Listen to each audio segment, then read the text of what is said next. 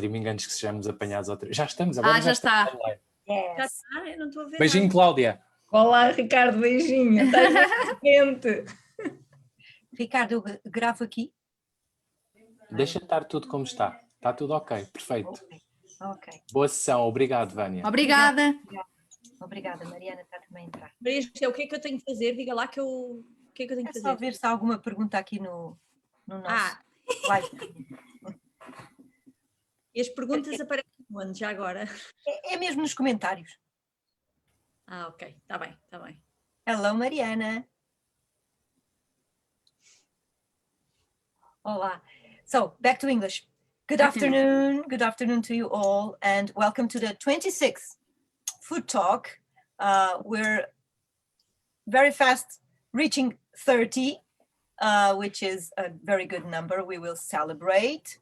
And but before we celebrate, we have a new guest, Vânia Costa. Actually, you can read about her on our website, on our page from the Masters, but I will introduce our dear guest today, Vânia Costa. Well, she's a nutritionist and a specialist in dietetics, and she's currently a senior lecturer in dietetics with a nutrition degree, offered by the Lisbon School of Health Technology, Instituto Politécnico Lisboa, and her first 15 years of professional activity were dedicated to giving nutritional support to treat disease in clinical nutrition, providing nutritional support in the hospital context to different types of patients and illnesses. She also has an extensive experience in nutrition consulting, but the greater focus is on pediatrics and adult obesity. So more recently, she has turned her professional activity to disease prevention and health promotion, with a particular interest in promoting food and nutrition. This is very dear to us in the workplace and in the food and culinary skills of parents and children in order to adopt a healthy diet. So once more, Vânia, thank you so much for offering us the opportunity to listen to you. And the stage is yours, the floor is yours. So if you want to share something, please do. Yeah, hello. Thank you very much to all that will be hearing and sharing, I hope, some of the ideas. And thank you for the networking with Claudia and Maria José and Ricardo to be here and sharing a little bit of my thoughts and a little bit of my experience and knowledge about food addiction. Well, I will share a presentation with you just to be, and I will give my best in my English also. Well, and first I would like to share with you a situation, a real situation. Well, this is Marta. Marta, she's 8 years old and she has obesity and she likes chocolate. She says that she needs to eat chocolate every day, more. She needs to eat chocolate more than once a day. She daily, she drinks milk with chocolate, cookies with chocolate, and she asks her mother for chocolate bars. When her mother hides the chocolate and the cookies, she begs, she cries, and she screams. Sorry. Is she food addicted? It's a challenge for us to think a little bit. We will talk about Marta a little bit later. And now I think after going forward, I think first we need to think a little bit, what is food? Because the subject is food addictions. So what is food? Most of the definitions are, I think, a little bit very biological, very physiologically, thinking that it's nutrition support, mentioning that it's nutrition support for the organism to maintain life, very concepts about the growth and the energy and provide the nutrients for our life maintenance. So, and in a different perspective, by the Codex Alimentarius, it includes drink and chewing gum, includes also the food, the human consumption, and the preparation and treatment of food. And I think this is a little bit boring, because what about the feelings about the food, the sensations about the food? So the food is also well-being, and the food is also emotion, and the food is also comfort, and the food is also pleasure. So I think there is a better definition that it's more holistic. It's the definition for the FAO, and that it was defined in the World Food Summit in 96, that it's food security. Food security, it's much more holistic, because thinks about humans in a very open way. It's about economic access, it's to be sufficient, it's to be safe, it's to be nutritious, and it has it takes account with the food preferences, and also the perspective that it's important for a healthy life. And what are the factors that influence our food choice? So it's usually the key driver to eating. It's of course hunger, but what we choose to eat is not based on nutrition needs, and it's not based in the physiologic. Some of the factors that influence food, it's of course biological factors, yes, about the taste, about appetite, about the sweet and the bitter, and the hunger and the satiety. But it's also about the experience with food. It takes account also the social and the physiologic conditions. It takes in account of interpersonal factors like the cultural context, the beliefs, the attitudes of the people, and also the environment where people are. Also, the social environment, the family environment, and also the economical environment, like the sources and the price and the time that we decide to eat. But let's focus in something that it's much more important to us, that it's the relation with hunger and society and palatability and the sensory aspects. So we know that hunger and society are basically control, are the answers in order to survive.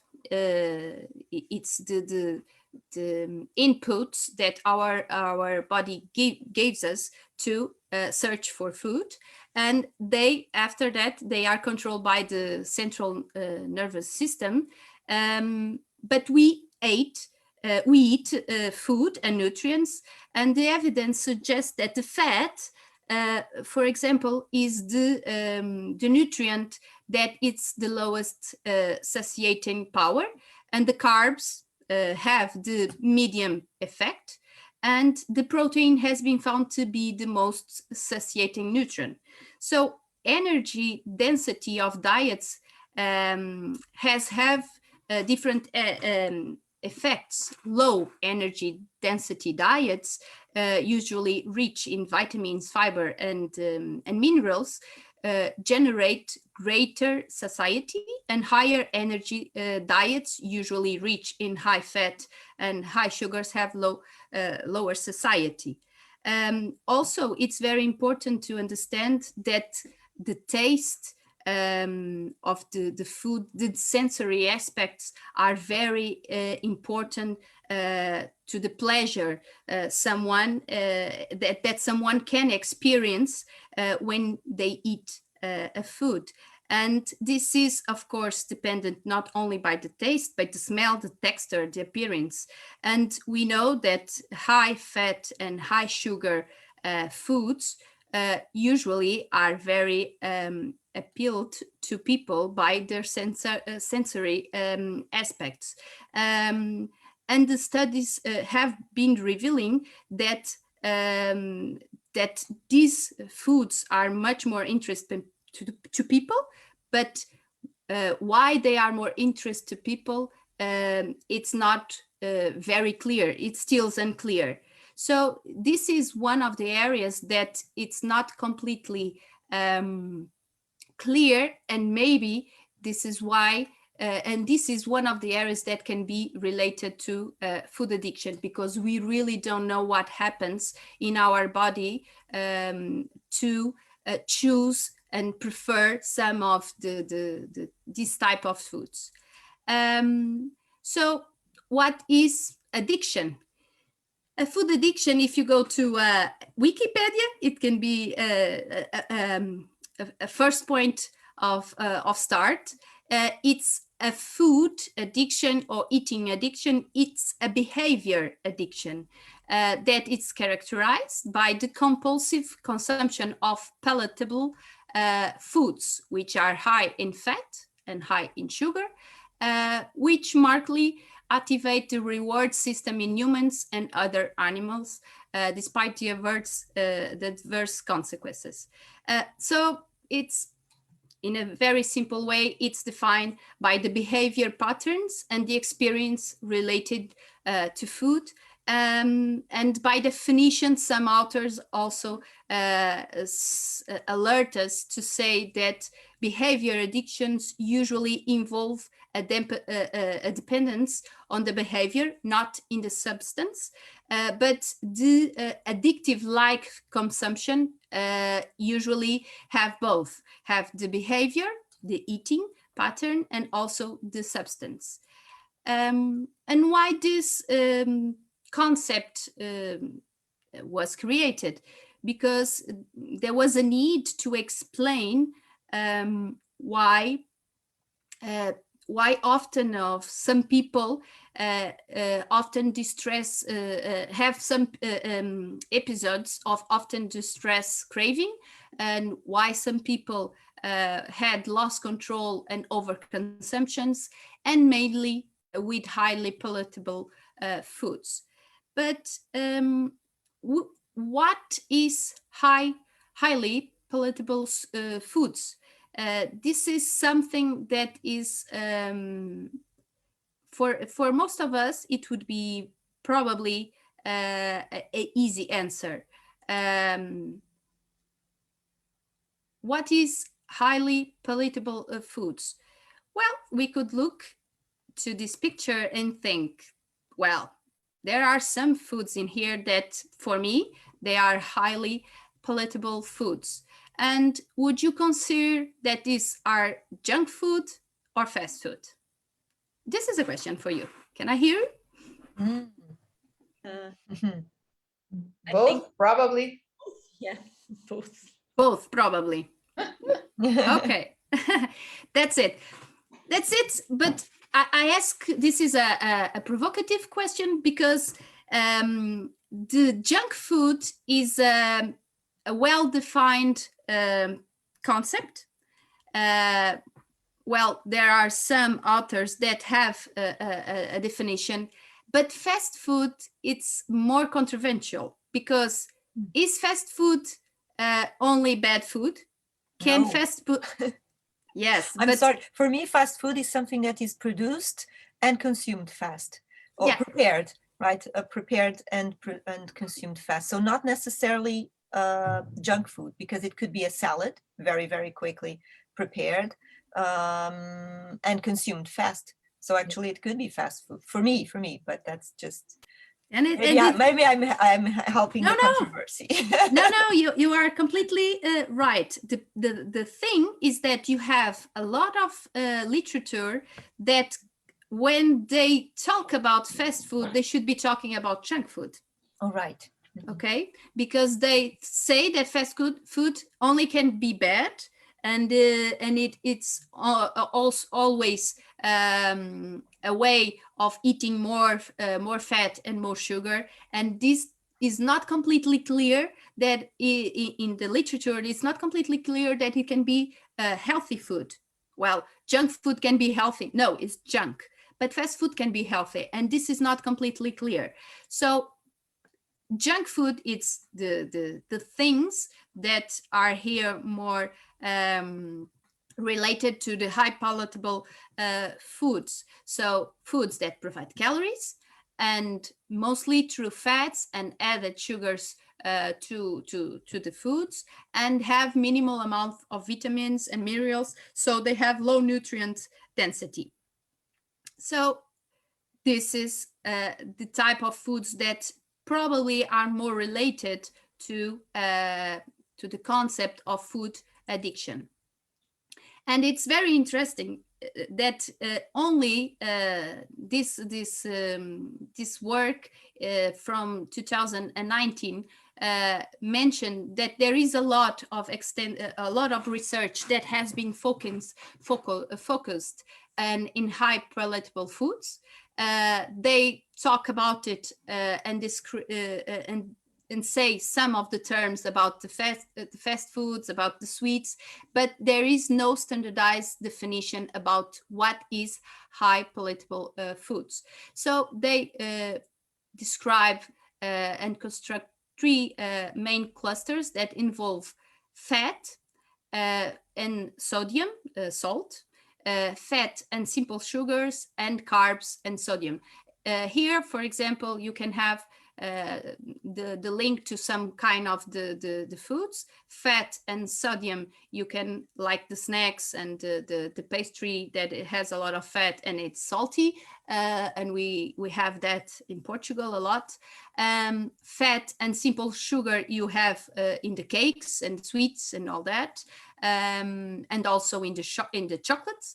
And then in the carbs, in the sodium, it's in the perspective maybe of the cereals, like, for example, the bread and the pastas and the rices and other foods that people like to eat. And it's very interesting, the conclusion that they made is that 62% of the foods in the US food system may be hyperpalatable, including foods that were not in the beginning previously conceptualized as high palatable. So we are involved in a lot of foods that has this content of nutrients.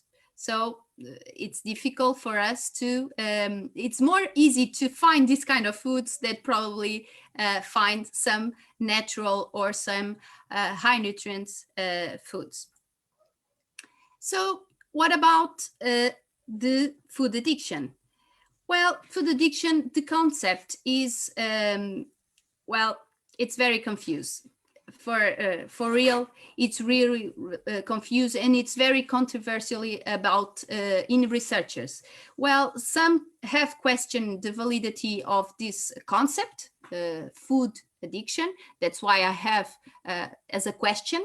And there have been an increased number of studies to try to clarify the definition. What is it, in which situations, in which patients, or in which person, not a patient necessarily, it doesn't have to be a disease. But there is no clinical official diagnosis. So there is no, if there is no clinical diagnosis, there is no treatment when there is this problem. Well, and you have a lot of studies in rats, and you have a lot of studies in humans, but they don't have all the conclusions that are clear to us. So there is the need for more studies.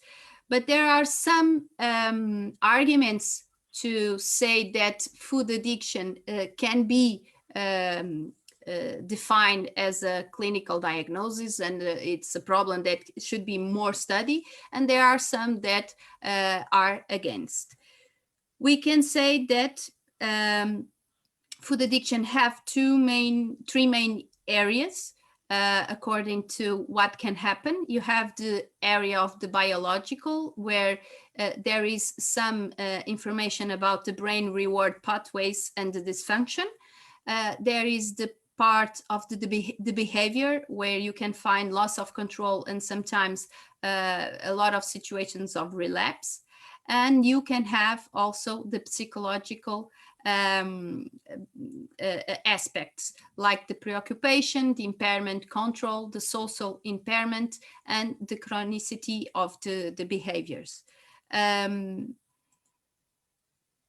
Well, sometimes, and this is one of the arguments to the problem of the definition of the food addiction, is that food addiction is many times confused with obesity and with binge eating. And binge eating is a clinical diagnosis. Obesity is a clinical diagnosis, but food addiction, it's not. And it doesn't mean the same. Even if obese may have neurological and behavior similarities with addiction substance, only 25% of people with obesity have really food addiction. And what is also interesting is that 11% of healthy weight people can also have food addiction symptoms. And 57% of people with binge eating have food addiction. Well, but these have already one diagnosis, with there is a behavior problem with food, a behavior food problem, and in that behavior food problem, they have this clarified that there is some people that have specific symptoms with food addiction, overconsumption, for example, impairment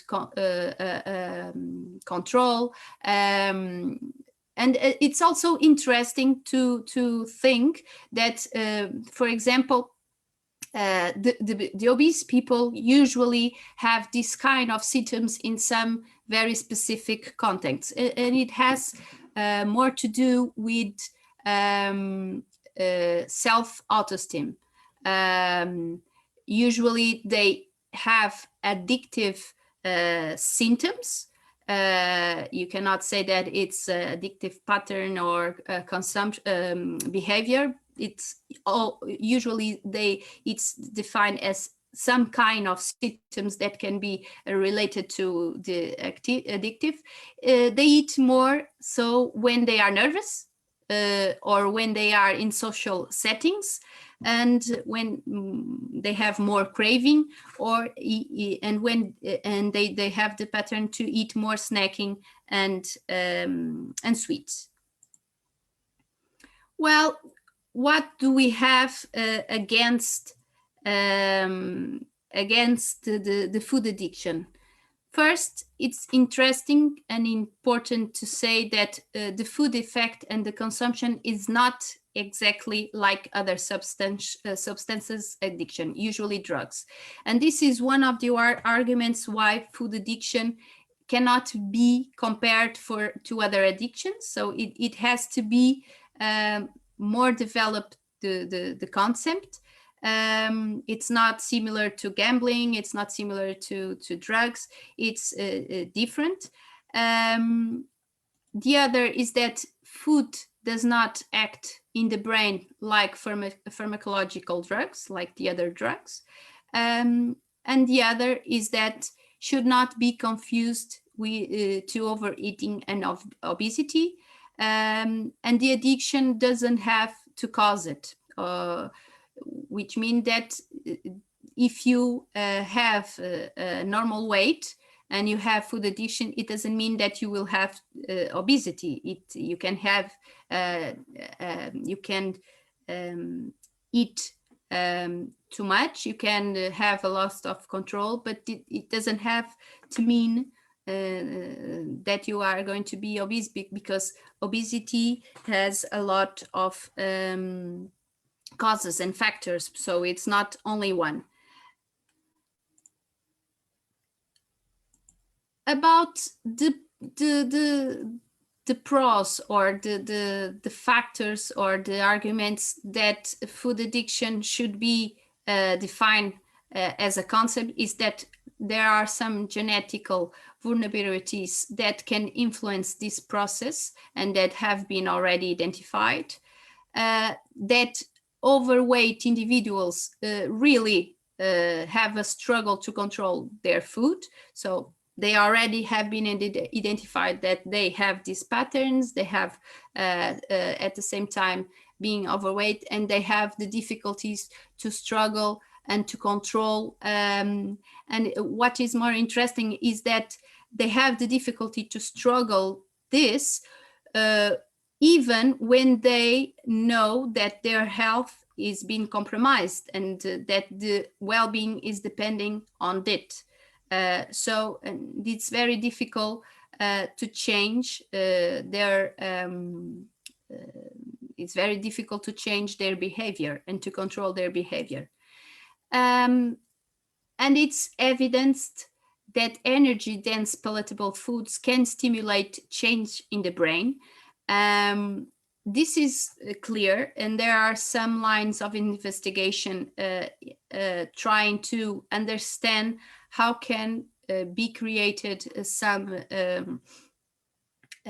treatments, in this case, a substance that can be taken as pharmacological drugs that can help to control this change in the brain.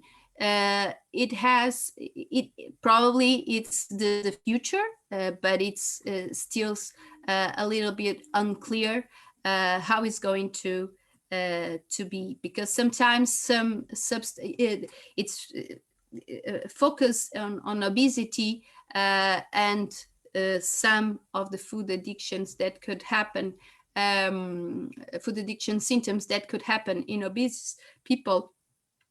There are no treatments for obesity that can be lifelong or that can solve the problems. Usually it's something that could have a lot of relapse even when they go to bariatric surgery, the surgery to treat obesity. So it's very difficult to understand, and it's of course not only about the food, not only about the brain, not only about the behavior. It's the mix of everything, which is much more hard to search for the only solution. So as you can see, because this is the resume of this concept, it's very nebulous, so it's very difficult to define what is the best way to go. Well, it's clearly demonstrated a failure to from these individuals to control their food choice, and that kind of behavior also have negative consequences, but there is a lot to be studied and to be solved. But the main problem is that if you don't have the definition, it's very hard to define the way to go in a strong way. So this is very interesting, is that I only talked about palatable foods. And what about healthy food? Can healthy food create addictive symptoms? What I think it's really interesting is that it's only one study, but this study evaluates the addictive potential of some specific foods, and they analyze nuts, which usually it's typically considered a whole food without added sugar, and it was compared to a granola bar with sugar added, and it was referred that individuals had more addictive symptoms to the nuts more than to the bar. And they also have some report about carrots, that carrots could be really addictive-like symptoms or provoke addictive-like symptoms. Well, the conclusion is that maybe we should also try to investigate the natural foods, if they can have also this impact in addictive symptoms, and maybe could be a solution to problems. But there are only one study in relation to this. And so, are we food addicted? I have to answer to this. So my answer is very difficult. Well, we might be. Yeah, we all might be a little bit food addictive. Well, even if we have normal weight, even if we have excessive weight, we might have good days and bad days and eat differently and different foods. But diagnose, well, it's difficult. For now, it's very difficult to understand if we are food addicted. But of course, each of us could have different patterns in different ways according to our mood, if you can say. And how can we help to prevent these behaviors? Well, first, create good relations with food. And good relations with food are created in our lifespan, are created in the family, since the beginning of our life. And this study, for example, made a review of the early taste experience in later food choices, and they conclude that during the childhood, the predictors with the greatest impact on food intake is the taste of the food, how the food tastes. So the food should be tasty. And this is very important, for example, to the fruits, and not only for the foods that we cook, but to think about how an apple tastes, how an apple is sweet, how an apple and children are very sensitive to this. And also the second factor is the duration of the breastfeeding period and the foods eaten by the mothers that also influence the life choices along the way, and the early introduction of food. It's described that the good diversity of foods introduced very early in the children diet. It's very, very important. And it's also important that it's not only about the biological of the children, if it's a girl or a boy, if her temperament, her behavior, her personality. It's also about, it's not only about the food, but it's also about the community and the parents and the family and the environment where the children are. And also, it's very important, what can we do? We could improve food literacy. And in this perspective, food literacy, it's the ability of an individual to understand food in the way that they develop a positive relationship with it, including the food skills, including the practice across the lifespan, in order to navigate, engage, and participate in a complex food system, and also the behaviors that come from the knowledge and the values and the beliefs and the culture. And all of this is created along life. So we should invest in food literacy because people will have more or a better relation with the food. And here are some of the examples of what food literacy could be divided in planage and manage food. Also to select and learn how to select good food and how to prepare good meals, tasty meals, and also understand and eat in a way that it's more constructive. So and this is, I think, it's very connected to you and to your masters, because it's a little bit of what you are learning and developing competences. And here are some of the examples of each. And the thing that I think, the main thing that I want to share, or the biggest idea, is to try in every situations to make the right choice, the easy choice. And this could, and each of us could have a paper in that, even in a canteen, or even in a market, even when a meal at home, or even in a restaurant. So we should always try to make the right choice, the easy choice, because sometimes if in a school there are no fruits, children cannot have the fruits. But if in the glass, in the place where people could see food, it will be the right choice, or the healthy choice. Probably it will be the first choice, because it's going to be the first, so it's going to be the easier. So it's very important that we try to change a little bit the way sometimes we present foods.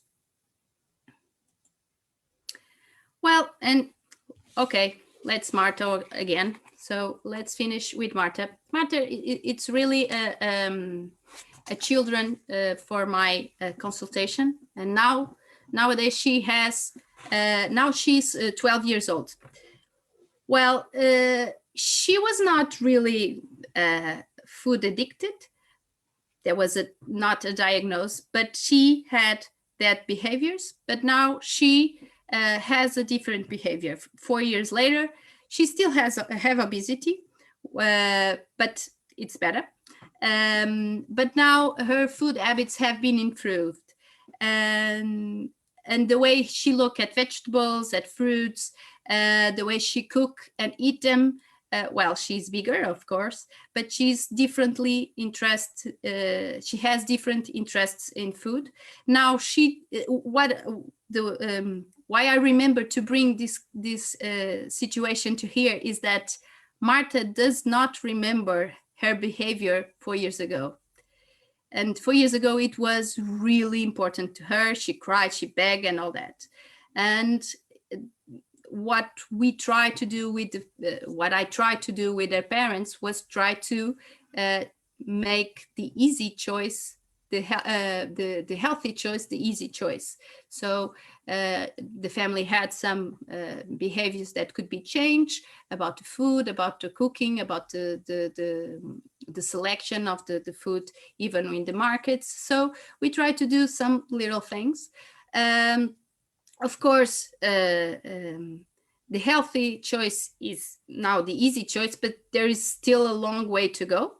But I think it's a good example of a children that was, we could see her as a food addicted to chocolate, and now she don't even remember about that. So it's very interesting to understand that things can change, but only if the behavior and there is an opportunity to give some changes to make it happen. So that's it. I make the time. Thank you, Vânia. That was perfect. Thank you so much. Well, we started with Martha and we finished with Martha. Yeah. And we saw how she evolved. So that was all the process.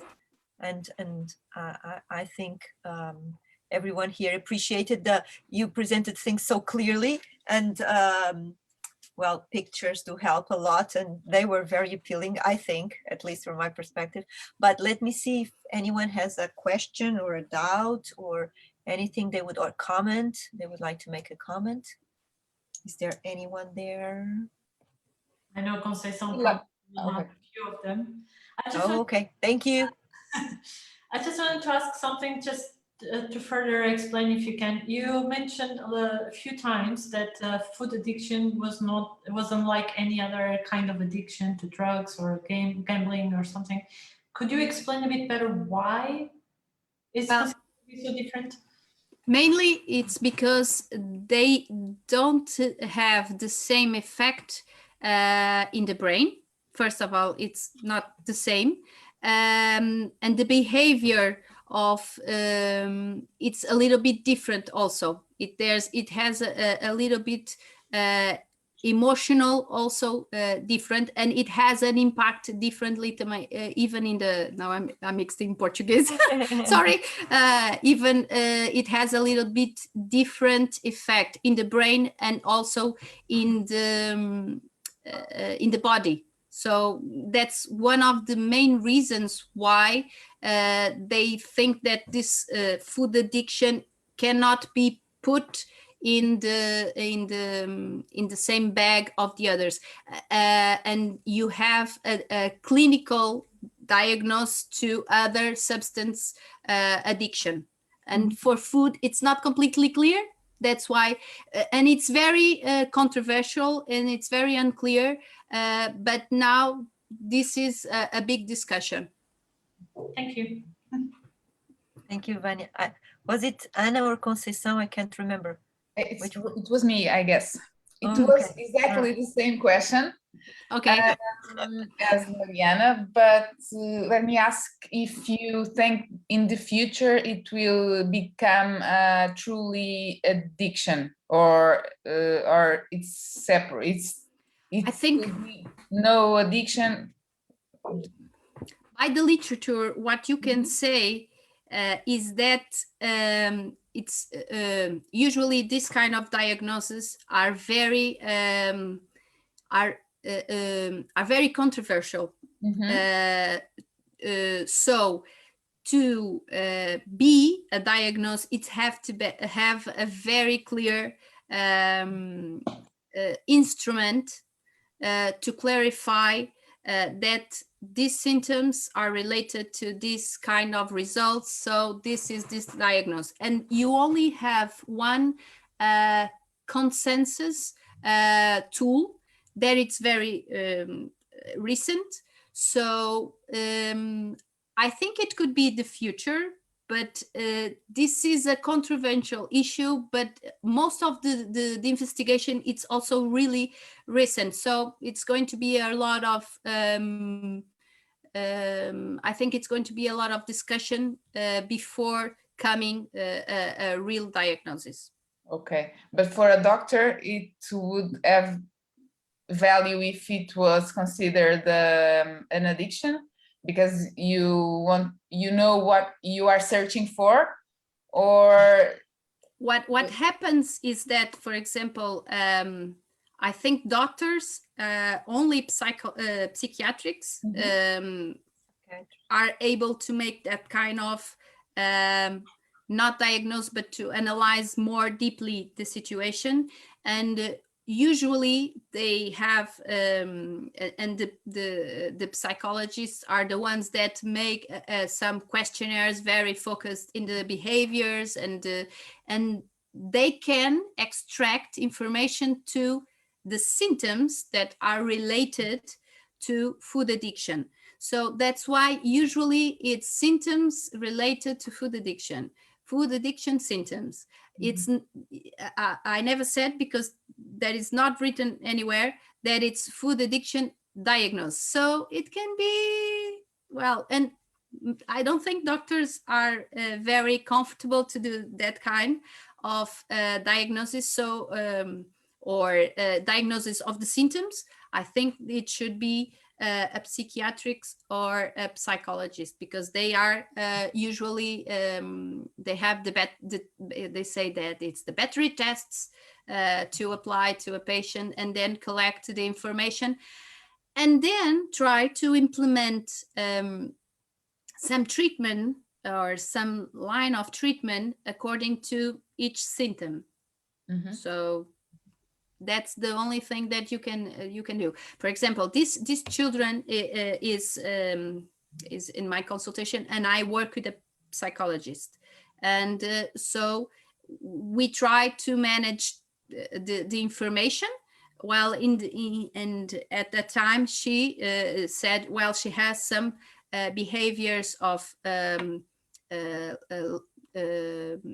impaired control, and overconsumption in some moments. But was she food addicted or chocolate addicted? Well, that's another thing. Okay, thank you. I think it's because of the fact that food might be taken as good and bad, that you cannot really point it as an addiction. I mean, if Marta was addicted to organic 70% cocoa chocolate, or addicted to broccoli, would that be a problem? You know what I mean? Yeah, it could be also. Because what it's really important is to each person you have to try to, or to each patient or each person you have to try to make them realize what is excessive in any kind of way. It could be chocolate because it was high caloric for her and she had obesity. But also, if you eat too much broccoli, you can have diarrhea, for example, or you can have colics. Well, everything, it's very important when you have a person that you identify that she eats something in an excessive way, try to understand why. It's about comfort, it's about preferring it or not liking anything else. It happens. And try to understand that everything should be in a moderate way, because if you eat too much of something, you will probably miss nutrients of other foods. So, but there are some peoples that only have some types of foods and don't want anything else, and they like the routine. So. They refuse to. Yes, sometimes they refuse to, and there are some children with that, and usually it's more related to some behaviors of the family, something that happened in the childhood. Usually it's easy to identify. It's very difficult to solve. Yes, that's for sure. My question, but I let Conceição. I'm sure she has a question. I have a lot of questions. I had a feeling, Conceição, that you had a lot of questions. I will ask the most important ones. You said you work with also with a psychologist or a psychiatrist? Psychologist. It's comportment or behavior therapy that they apply. Well, in this case, we work in this particular case, it's the pediatrics identify children that are overweight, and they send us to the first point is the nutrition consultation. And what we decide is that nutrition consultation should have the psychological consultation in the back, always having an evaluation of the children, and maybe they can have and define a treatment if it's necessary. So it's we try to work like this, and then with we still in connection with the pediatrics to try to manage and make in contact, because sometimes there are some issues that are in the family, and we should try to work in team, as a team. And also because my project is food therapy, but is applied to an addiction also, but it's tobacco addiction. Okay. I think it's nothing to do with the food addiction, but I had a conversation with a psychologist, and he told me that because my idea is to try to find out if it's possible to make a group therapy using the traditional psychological therapy with that normally is done with pharmacology. And the idea is to take out the pharmacologies, to take out the medicines, and to substitute by food nutrients that can have the same effect or similar effect on the brain that medicines. And the part of anxiety and depression that is typical for people who smoke, that part is quite easy in a way, or at least is easier, because there are a lot of studies, articles relating some nutrients with this kind of problems, anxiety and depression.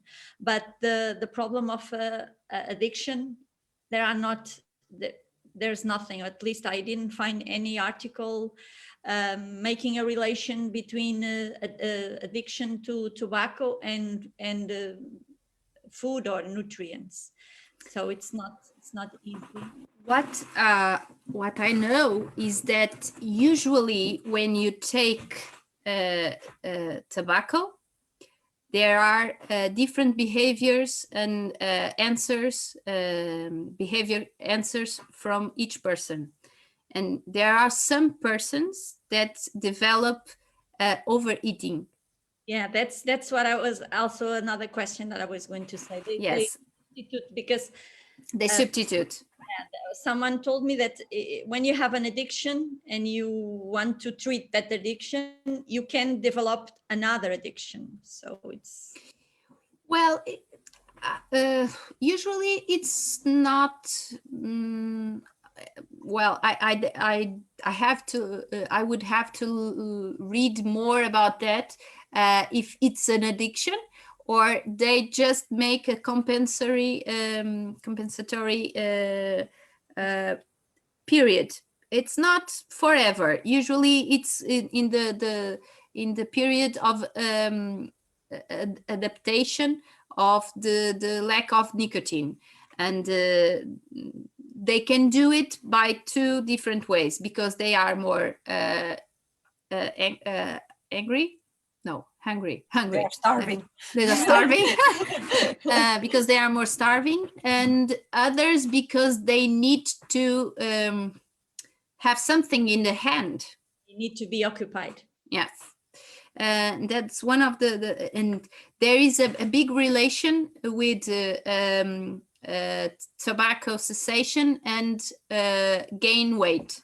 That's a lot of situations, but most of the situations are because of eating more calories in that period, but also that nicotine improves the metabolism, and in some people it's very it has a big impact, in others it doesn't have any kind of impact. So it's very, very, very, I don't know if there is a study characterizing the food behavior after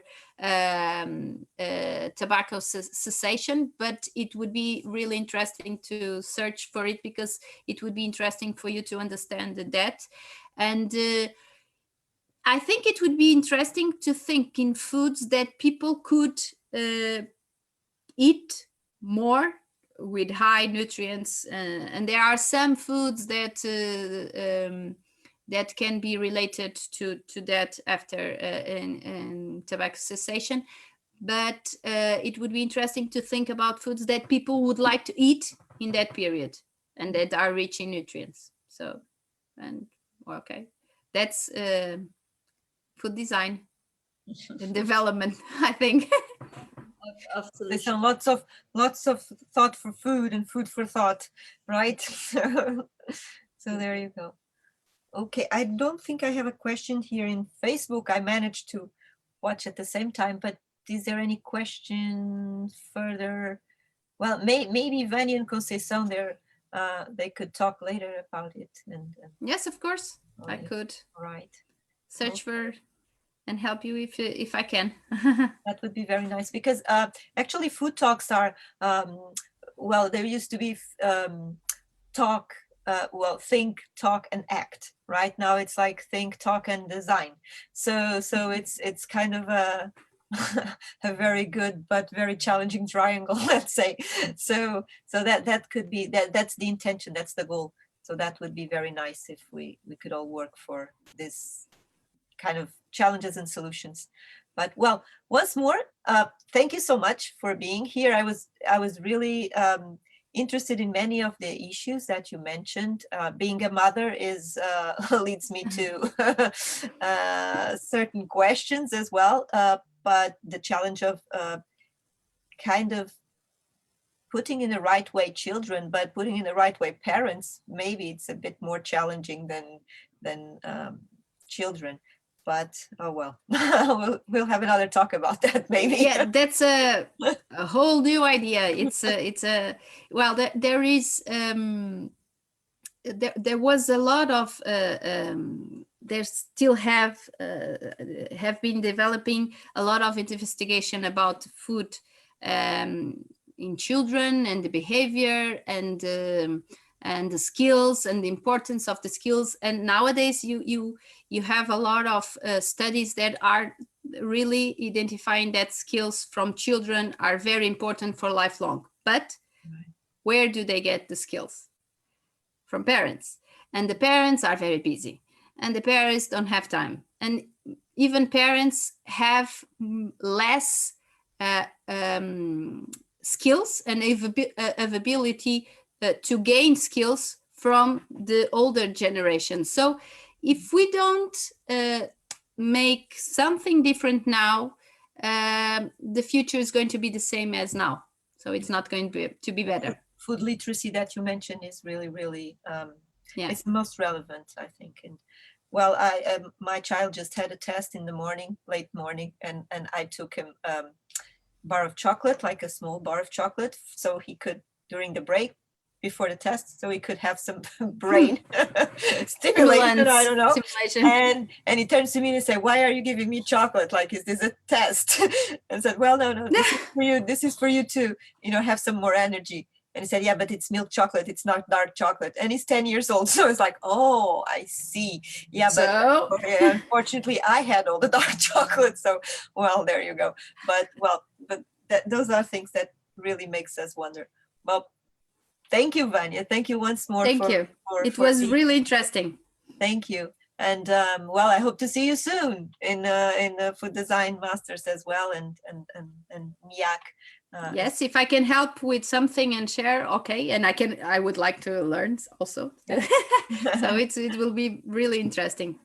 That's the idea. It's like learning always. Thank you so much. And thank you all for being here, and have a safe, I'm going to check again, no questions here. So, well, take care of you and stay safe. Thank you. Thank you so much. Thank you so much. Bye-bye. Bye-bye. You can share my email with Conceição and the others if All they, right. okay? I will. Thank you. Thank Thank you. you for being so kind. Thank you, Vânia. Thank you. Bye-bye. Bye-bye. See you all. Bye. See you. Bye-bye.